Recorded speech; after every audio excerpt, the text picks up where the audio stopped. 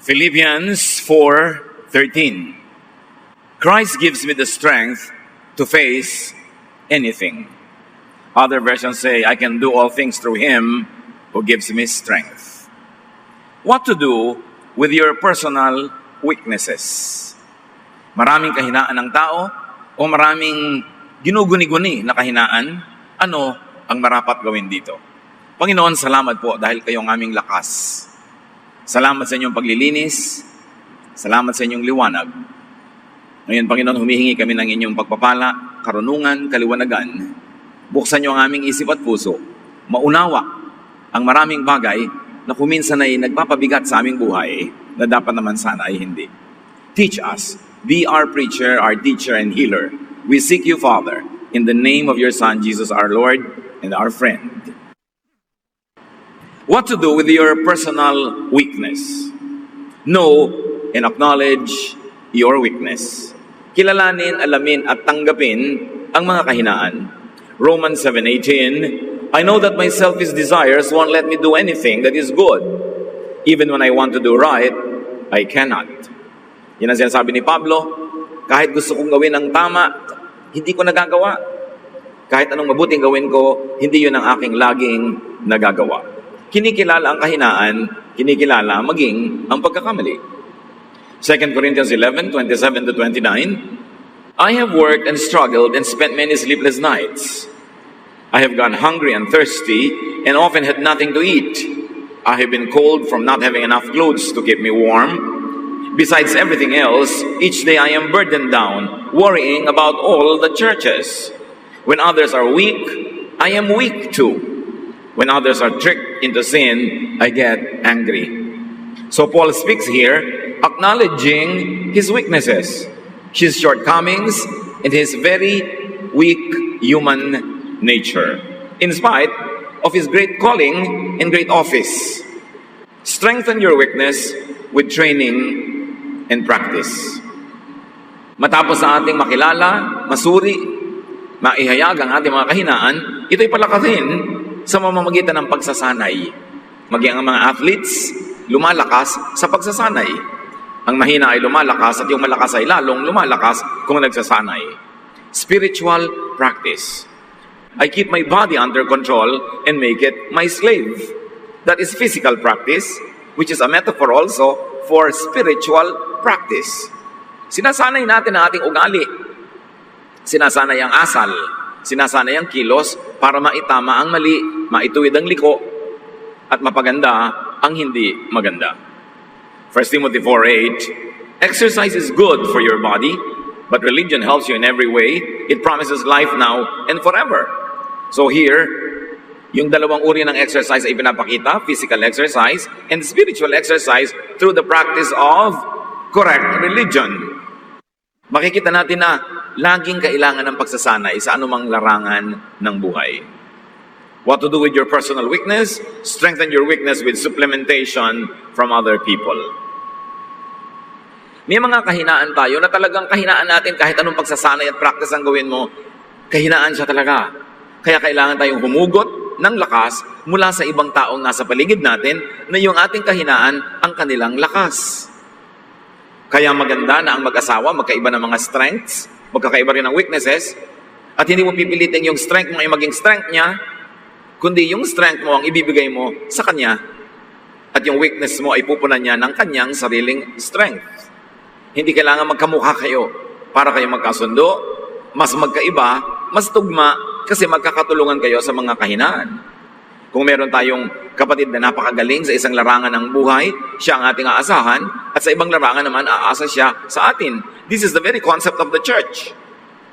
Iba-ibang gifts, iba-ibang kakayanan, iba-ibang karunungan, iba-ibang mga katangian, pinagsasama-sama para magkatulong-tulungan. Hindi mo pipilit yung galing mo na makita mo sa iba. Hindi mo ipipilit na yung husay mo ay maging husay ng iba, kasi kaya ka nga nandyan at mahusay sa ganyang bagay para matakpan, matulungan, masuportahan yung hina ng iba, at yung hina mo naman ay susuportahan ng galing nila. God is not a God of sameness, but God of variety. And in our unity, we find completion through the ministrations of each other and to each other. Kailangan natin ng isa't isa. Ecclesiastes 4:9, you are better having a friend than to be all alone, because then you will get more enjoyment out of what you earn. Mas mainam daw na may kaibigan, may kasama, may katuwang, kaysa nag-iisa ka. At kung malakas ang iyong kita, marami kang resources, mas mainam na marami kang kaibigan, share it with them. Kung gusto mong lumakad, wala silang pera, ilibre mo, edi mas masaya ka, nagamit mo ang iyong pera, kaysa nandun yung pera mo sa lalagyan, nag-iisa ka naman. Mahalaga yung pagkasama-sama. It is the very essence of spirituality, unity. So, give help. And that is strengthening others and also yourself. What is so miraculous about helping others is that it also helps us. Pag tayo'y matulungin sa iba, natutulungan din natin sarili. Pag nagpapasaya tayo ng iba, sumasaya din tayo. Pag nagbibigay tayo, napapayaman din tayo ng pagbibigay na yun. Kaya napakahalagang exercise yung pagtulong sa kapwa. At kung ano ang iyong galing, yun na ibigay mo sa iyong kapwa. Kaya sa isang pamilya, kung minsan ay napakagaling mong kumita, marami kang kita, yun ang role mo. Financial support sa mga kulang ang finances, pero yung kulang ang finances, may ibang galing din yan. Kailangan i-contribute din nila yung galing nila sa pamilya, hindi tagatanggap lang sila ng pera.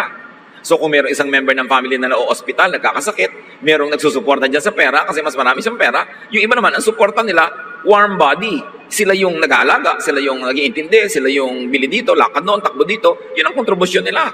Kanya-kanyang kontribusyon sa pag-aalagaan ng mga mahal natin sa buhay. 1 Corinthians 12:7, now to each one, the manifestation of the Spirit is given for the common good. Bawat isa sa church, merong spiritual gift. Ibinigay yun sa kanya ng Diyos para sa ikabubuti ng buong kapatiran, hindi lang sa kanyang sarili. Kaya kahit sa church, meron talaga na gifted with a lot of money, so sila yung mas maraming ibinibigay ng financial supports and needs. Yun namang mga hindi masyadong gifted with a lot of money, they're gifted with time, with energy, with effort. So sila naman ito ngayong laging nandun, nagtatrabaho, kumikilos, habang yung kapatid nila na nandun, donate ay busy gumagawa ng pera sa pagnenegosyo. Nagkakatulong-tulungan. Kanya-kanyang papel sa buhay. Yung magaling kumanta, kailangan kumanta para yung mga taong hindi ganun kagalingan, may edify sa kanyang music. Yung mahusay mag-organize, siya ang nagtitipon-tipon ng mga gawain, para yung hindi masyadong mahusay mag-organize, sasali na lang. Susunod na lang. Kanya-kanya ng papel sa buhay. Kung ganon, ang kahinaan ay nagiging lakas kung humuhugot ng lakas mula sa iba na binigyan ng Diyos ng lakas doon sa bahagi ng buhay na ikaw ay mahina. At bilang ganti, yung lakas mo naman ay ibinibigay mo sa ibang mahihina. Kaya pag nagsasama-sama sa fellowship, ang ending, lahat lumalakas. Lahat lumalago. Everybody is edified. 1 Corinthians 14:12, so with yourselves, since you are eager for spiritual gifts, strive to excel in them for building up the church. Ano man ang galing mo, ano man ang husay mo, total gusto mo maging mahusay, gusto mo maging outstanding, magpakahusay-husay ka para sa ikabubuti ng kapatiran, hindi lang ng iyong sarili. Sapagkat ang tunay mong pamilya ay ang pamilya ng Diyos, kung saan ang pinuno ay si Jesus mismo. So what to do with your personal weaknesses? Strengthen your weakness with supplementation from God, from Jesus, from the Father and from the Son. Philippians 4:13, Christ gives me the strength to face anything. Walang mananampalataya na mahina. Sapagkat ang tunay na pananalig ay ito. Yung hina mo, iniaasa mo kay Kristo, at ang lakas ni Kristo ay nagiging lakas mo. This is the strength to change, kung dapat mag-improve, or the strength to accept what can't and shouldn't be changed. Dapat malinaw dito mga kapatid. May mga kahinaan tayo na dahil sa ating pananalig at pagsunod kay Jesus ay napalalakas. Pero may mga kahinaan tayo na dahil sa pananalig natin kay Jesus ay di na pinipilit palakasin kundi iniaasa sa pag-ibig, pagpapatawad at walang patakarang pagtanggap ni Jesus. Dapat malinaw yon. Hindi ka pumupunta kay Jesus para lang baguhin ka niya, kundi pumupunta ka kay Jesus para tanggapin niya ng walang patakaran. Yun ang tunay na pag-ibig ng Diyos. Marami kasi merong paniniwala that you join religion to be changed. Well, in practice and in history, that has been the case. Religion has become a reformatory institution. But true spirituality is God accepting you, not God changing you. It is religion who changes people. It is religion who wants to change people so that the people could be controlled. So that behavior could be managed and engineered. Kaya naging kakambalagi ng palasyo ang relihiyon, ang mga political leaders at spiritual leaders ay laging magkakasabwat at nagtutulungan sa pagkontrol sa mamamayan. At ito ang dapat nating linawin mga Kristiyano. God is not in a business of changing you, but God is in the loving business of accepting you. At sa pag-respond mo sa pag-ibig na yun ng Diyos, ikaw mismo ang nagbabago sa iyong asal, sa iyong gawi, sa iyong mga ugali, within what your natural self can allow. Minsan, sobrang expectation natin. Naku, sumali ka sa church namin, lalamig ang ulo mo. Sumali ka sa church natin, magbabago ka, titigil ka ng mga bisyo mo, magiging ganito ka, magiging ganon ka. Kaya tuloy, ang laki ng pressure sa mga tao pag sumasali sila sa church. O kaya, ang laki na lang ng takot nilang sumali kasi baka sila biglang baguhin o hindi nila makayang mabago at sila'y mabigo. Baluktot ang pananaw natin sa true spirituality. Jesus accepts us. And in response to that love, we begin to calibrate our behavior to the point that we follow in His footsteps. But that is our decision. But the business of Jesus is to accept us and to love us and to cleanse us. Pero hindi yung, ayan, Pastor, pasalihin nyo nga pong anak ko sa retreat para bumait. Ano yung retreat? Reformatory institution? Yung husband ko po, puntahan nyo para maipag-pray nyo para magbago. Baluktot ang mga pananaw natin sa religious activity or spiritual activity. Dinadala natin ang mga mahal natin sa buhay sa Diyos para makatanggap sila ng walang patakarang pagtanggap at pagmamahal, pagpapatawad, pag-ibig ng Diyos. Hindi para biglan sila ng pressure na magbago. Kaya madalas bigo. O kaya magre-retreat, nagbabago lang ng 2 linggo, tapos babalik uli yung totoo. Kasi ang pwede lang maging pagbabago ng tao, yung sang-ayon sa kanyang natural self. Hindi mo pwedeng baguhin ang isang tao laban sa original way that the person was created by God. Can a leopard change its spots? Can an Ethiopian change his skin? Sabi sa Bible, the obvious answer is no. You don't go to religion to be changed. You go to God to be accepted and for you to feel that love.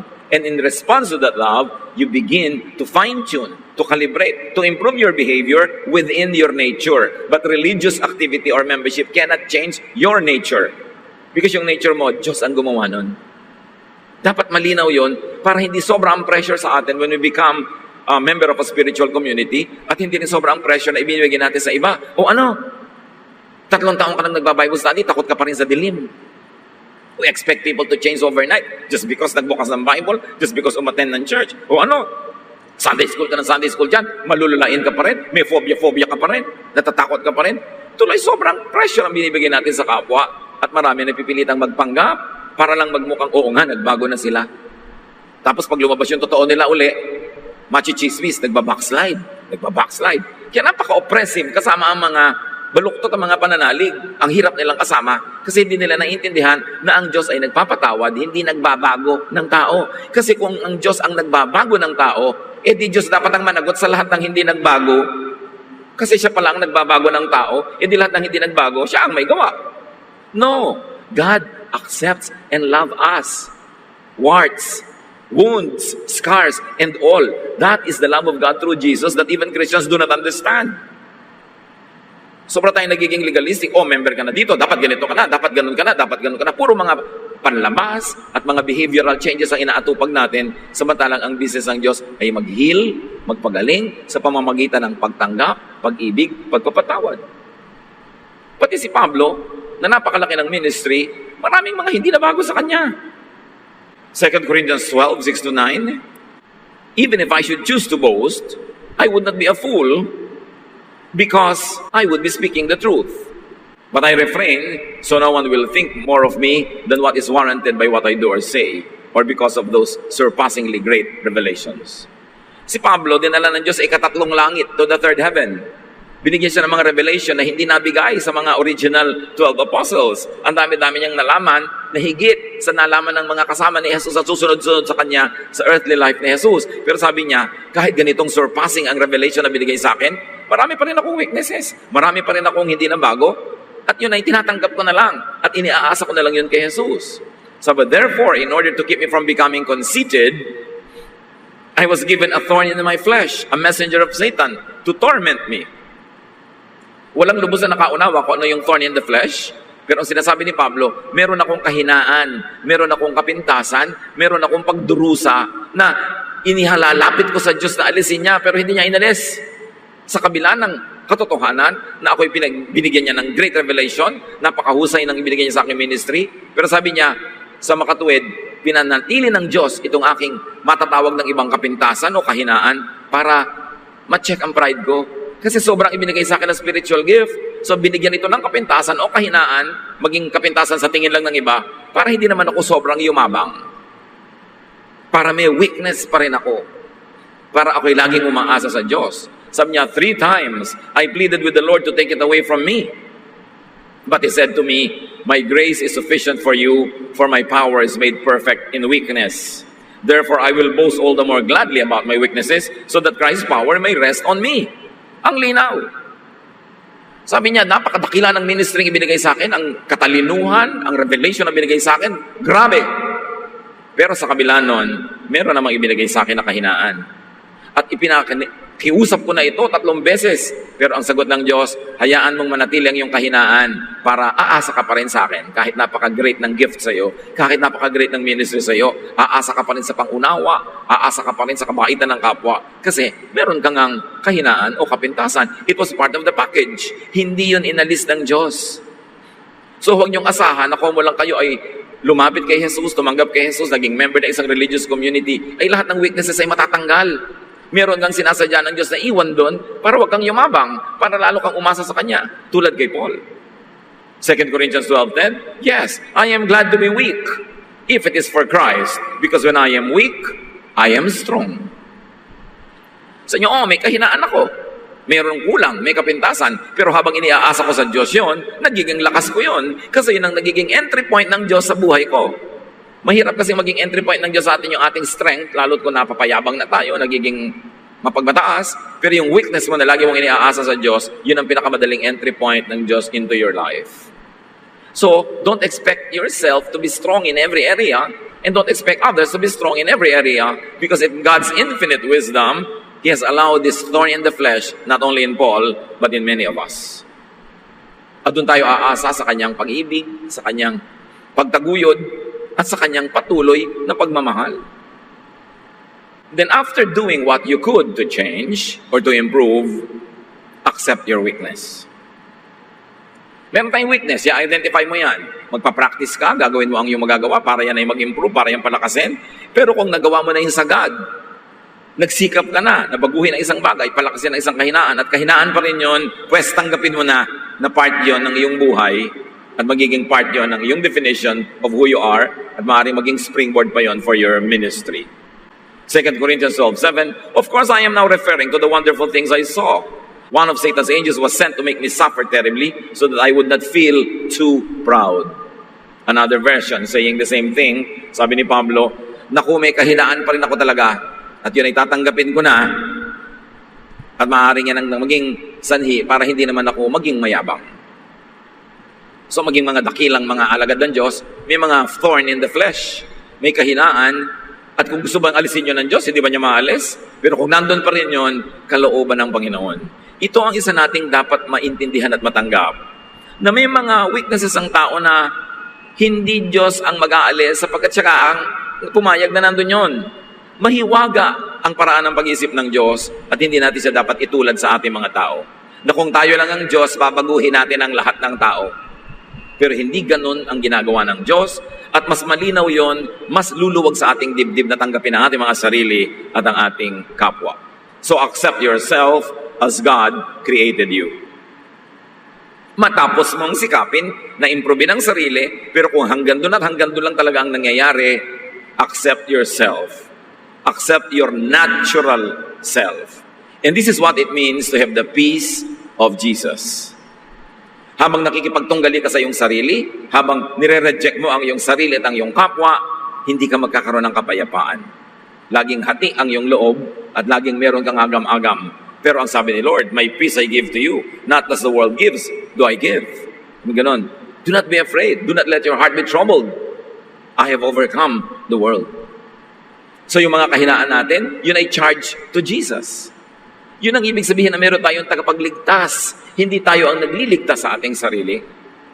So, real Christian spirituality is not a reformatory institution. It is acceptance because of love, because of the love of God.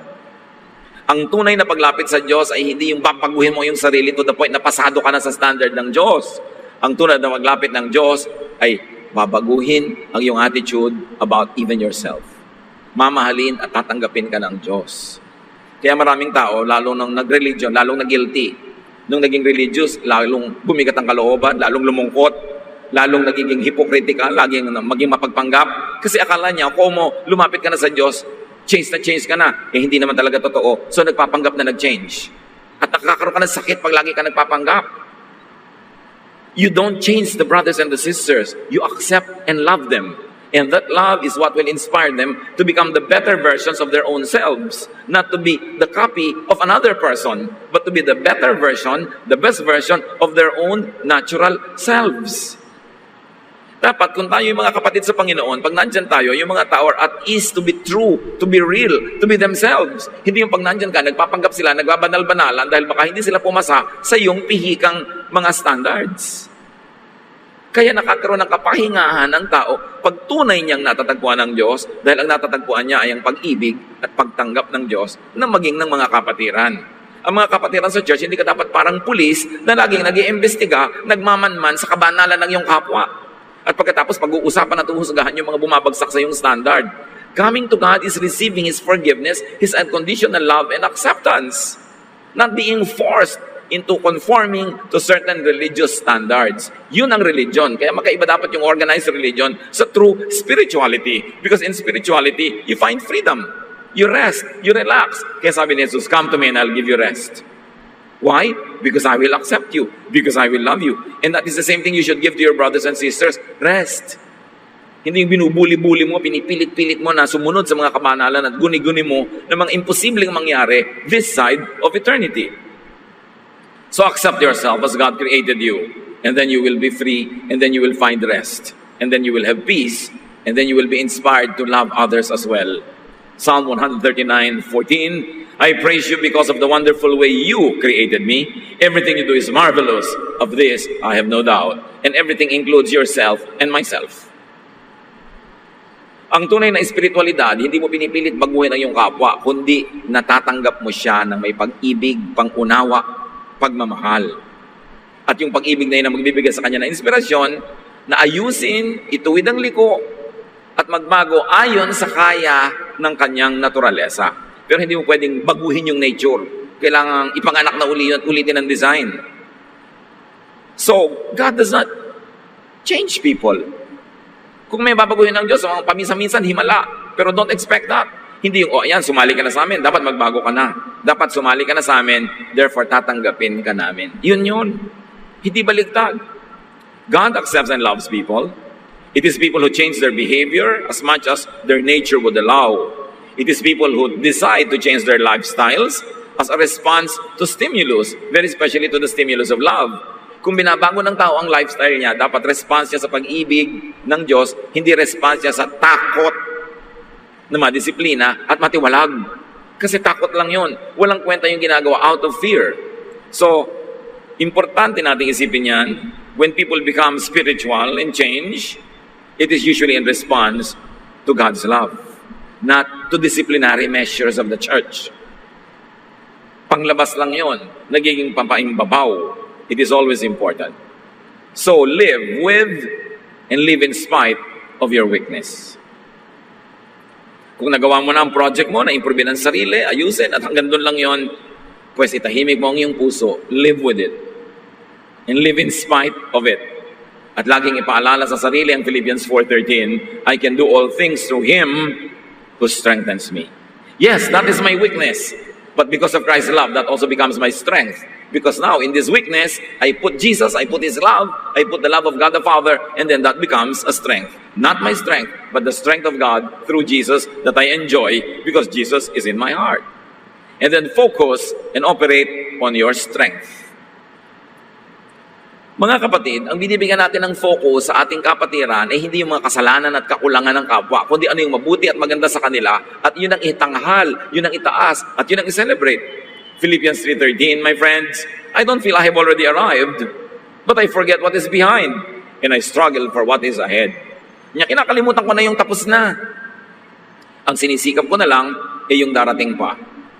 Pagkatapos, ang hilig-hilig ng mga Kristiyano mag-testimony na uungkatin, bubulat-latin ang lahat ng baho nung nakaraan pa. Bakit pa? It is a Western psychology. Ang mga Western people, mahilig silang bulat-latin yung past para magkaroon sila ng catharsis, para magkaroon sila ng luwag ng dibdib. Kaya ako Kristiyano na ngayon, ito ang dati kong buhay, ito mga pinaggagawa ko. Hindi bagay sa ating mga Pilipino yung ganoon kasi meron tayong pangingimi na salingin at galawin yung mga ganoong masisela na mga bagay. Sa pagkopya naman natin sa mga Amerikano, pati mga testimony nila, ginagawa natin sa mga churches na pagchichismis ang katuloy pagkatapos.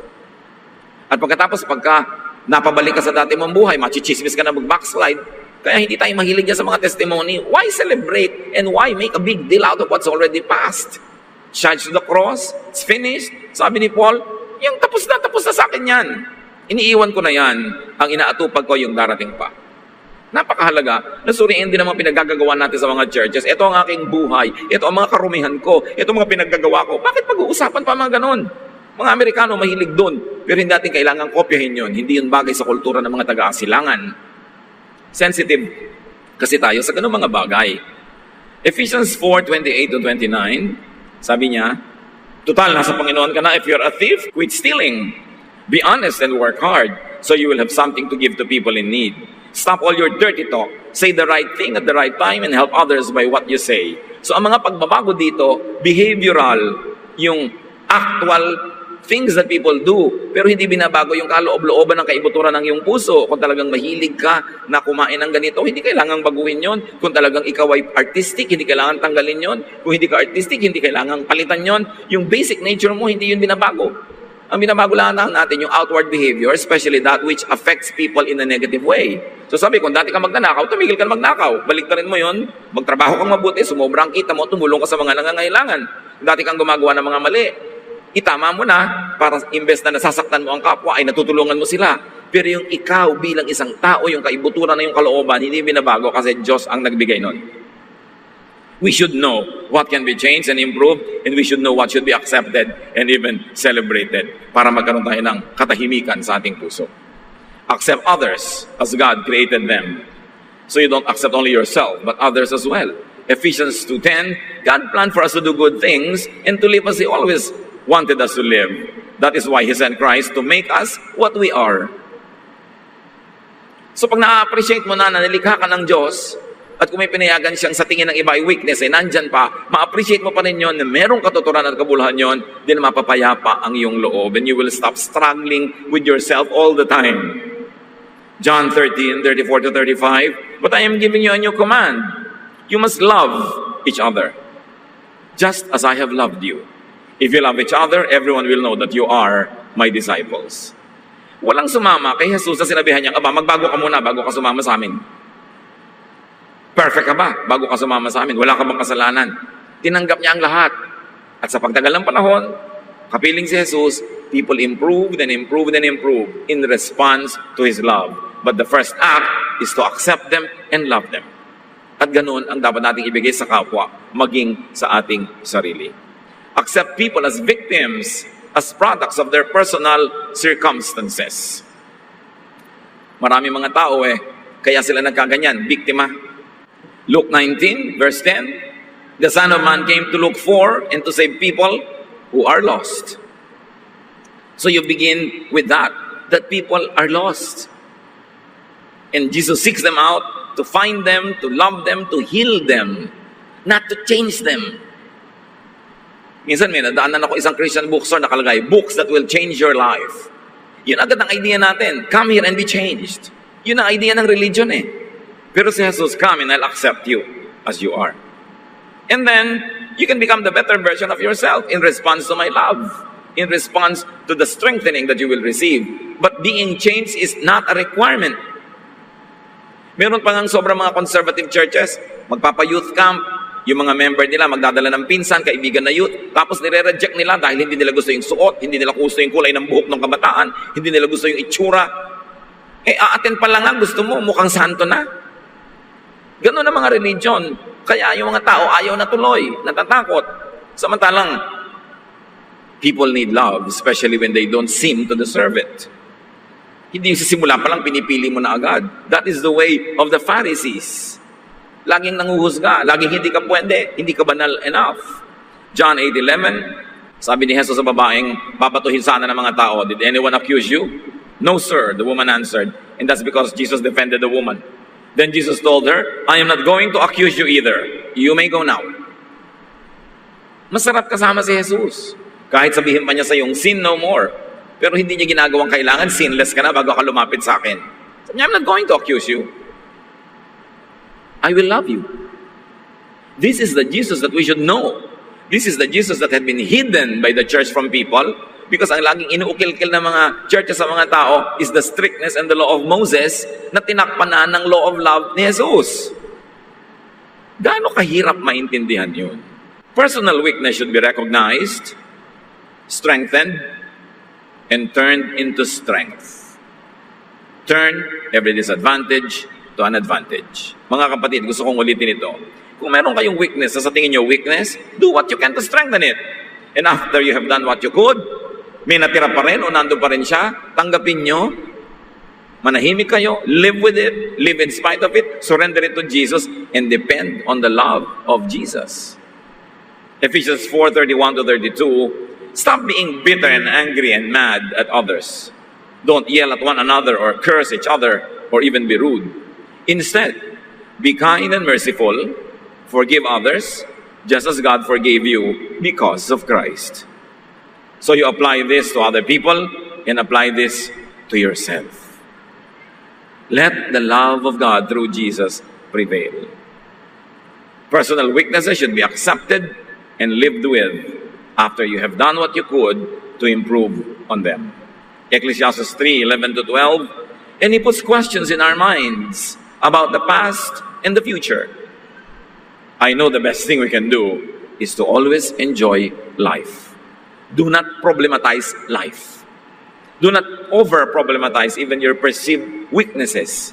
Surrender it to the Lord and it will become a strength. Or surrender it to the love of Jesus and you will find acceptance and you will also find self-acceptance. Enjoy life because of your strength. Enjoy life in spite of your weaknesses. God loves you anyway. God loves you anyhow. And this is the peace of Jesus. Dear God, teach us to identify correctly our weaknesses, surrender them to you, get strength from you, O Lord, and improve ourselves. And in areas, O Lord, where our weaknesses remain in spite of what we try to do, teach us to be at peace with ourselves, to accept ourselves and others, and to go on living, focus on our strengths instead, and focus on the strength of others also. Patawarin mo kami, Panginoon, kung kami nagiging mapanghusga sa kapwa, maging sa aming mga sarili. Turuan mo kaming umasa, manalig sa inyong pag-ibig, sa inyong pagtanggap. At itong pag-ibig at pagtanggap na ito, ang siya rin naming magamit na pamantayan sa pakikipagkapwa, sa pakikitungo sa aming mga kapwa-tao. Turuan mo kami, Panginoon, na mapanatag ang loob, na matapos sa aming pagsisikap to keep improving, matanggap namin yung mga areas that will remain what is called a weakness. And that is where we depend on you, on your forgiveness, on your love, on your care, and on your support. Father, teach us to be restful, to be peaceful about ourselves and others. Pagbulay-bulayan natin ang kahulugan nito sa ating buhay, mga kapatid. Find very practical applications in your very own life, how you can find rest in spite of personal weaknesses. Lord, as your people remain silent before you, finish this message personally for each one. Speak to us. We thank you in the name of your Son, Jesus. Let's be alone with the Lord in silent reflection.